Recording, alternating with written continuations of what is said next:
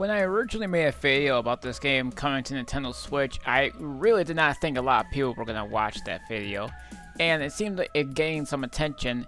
As a matter of fact, some of the people that have never heard about this game got some sort of interest in terms of this game, of how it looks and how it plays and everything I pretty much described. So this time I'm going to full on tell you guys my 4-hour experience of the game, and yes, that's how long it took me to beat it for.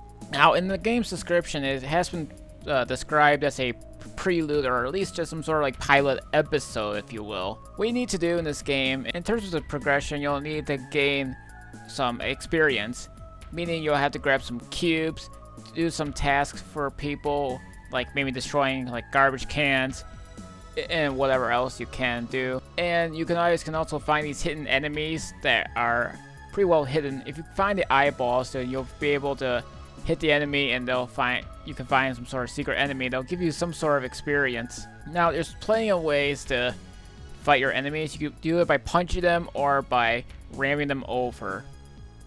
There's not that many power-ups for you guys to collect in this game.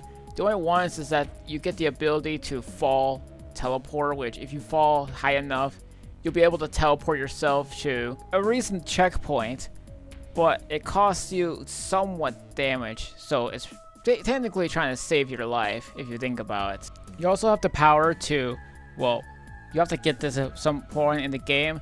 You can be able to drill yourself under dirt, and that way you can fight certain enemies with this tactic, or by going certain places that you can't even get to in the first place. But I will just say this about this game. This game is compatible with your Nintendo 64 controller. When you're on the main menu of the game, you press the R button. It'll go from standard to whatever controls it said, but there's only 2 different control types, but that's pretty much it. So if you guys are planning on using the Nintendo 64 controller, either on maybe on PC or the Nintendo Switch itself, just press the R button, you're all set, and then you'll play just like if you were actually playing this game on an actual Nintendo 64. So I thought I should mention that the game is pretty cheap to get, whether it be on Steam or on the Switch. There's also underwater stuff you guys can do, and there's also mirrors that you'll have to like do challenges. If you guys do the challenges, you'll gain 10 experience, so you'll need the levels in order to unlock certain doors, so you might have to backtrack. But from what I've played, there wasn't that much backtracking as I thought it would be, considering this is a 4-hour game, but some people managed to beat this in 2. But if you guys are like lost or don't know what to do, then that's probably the case. Make sure you guys also read the tutorial when you guys first play the game. There's going to be sticky notes placed all over the place, which can pretty much tell you how to play the game and what type of objects that you're going to have to encounter during your playthrough. Otherwise, well, if you don't read them, then you'll just be sitting there struggling for hours, or maybe, who knows. It just depends who's playing the game or whatever, but I just should mention this right now that you guys might struggle with this game if you guys don't read them. But there is going to be like parkour type of stuff here, so all I can really say about this game is that you gotta make sure you use your skills, because if anyone's played Super Mario 64, if you guys are pretty much a parkour type of dude that plays that game, then this is probably going to be for you, especially if you guys are going to play the last level, which I'm not going to describe it. The only thing I'm going to describe it is that it's the toughest level out of all the thing I've played. There is a level 5 place, but that's like a special thing. I'm gonna have to like try to figure out how to get that one because I'm in level 4. But you don't need to be level 5 to beat the game. But I should just say that it's gonna be hard to get to level 5, and I can probably see why. But I'm serious about the tutorial thing. Read them, because I know some people out on the internet just loves not reading the tutorial and then they'll blame the game for their own faults. So there's gonna be like bubbles that you guys can like drill and then jump. And then you guys can also do the same thing with owls, maybe spiders or whatever you'll see. Like, it's all right there. I need to mention something. The video pictures. There are so many of them that I cannot describe. There's a few different versions of 240p. You can have blur or no blur or scan or no scan. There's also this 3D thingy. I don't know, I feel like it's made for VR or something. But whatever works. You guys can also play this game in 360p, but you're gonna have some sort of either like blur or no scan. I think there's a no scan version, at least from what I've seen in the settings. There's also a way that you guys can also play this game either by 4x3 or 16x9. But as I previously mentioned in the last video, there are some Nintendo 64 games that do in fact support widescreen mode. But yeah, for anyone that's a Nintendo 64 fan or basically just grew up playing Nintendo 64 like I did, then you'll pretty much have a huge enjoyment out of this game. There's going to be some obstacles to be in the way, so just expect some of that nonsense to happen. So yeah, I should just mention that real quick, because there are going to be some obstacles that are just going to be a pain in the butt. But there's also sometimes easy ones to deal with.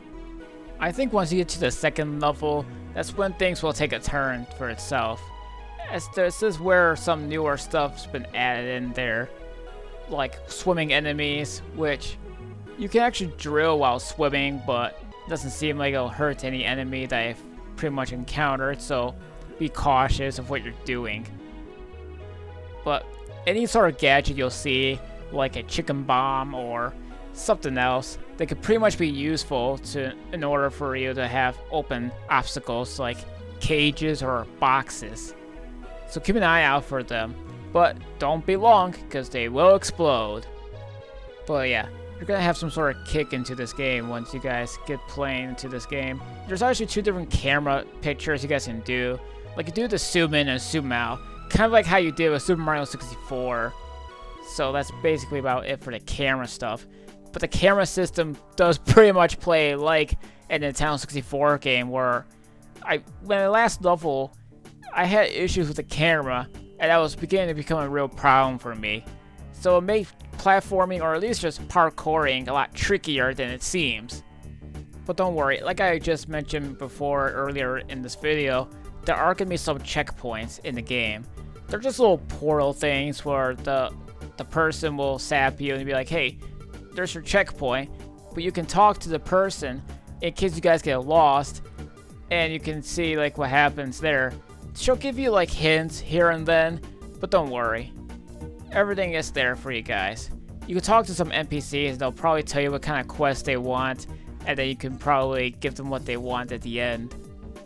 There's gonna be like some obstacles that are gonna leave you guys in question as to how you get there. But all I'm gonna say is that you're gonna have to use your thinking head in this one, because there are going to be some creative ways to get past these things.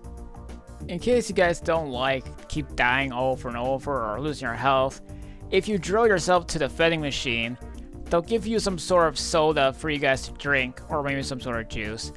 I think it's a soda, to be honest, but still. The thing is that it doesn't give you a whole bunch. It'll give you like a couple and then it'll go out, so you can't use it anymore. And there'll also be some cushions.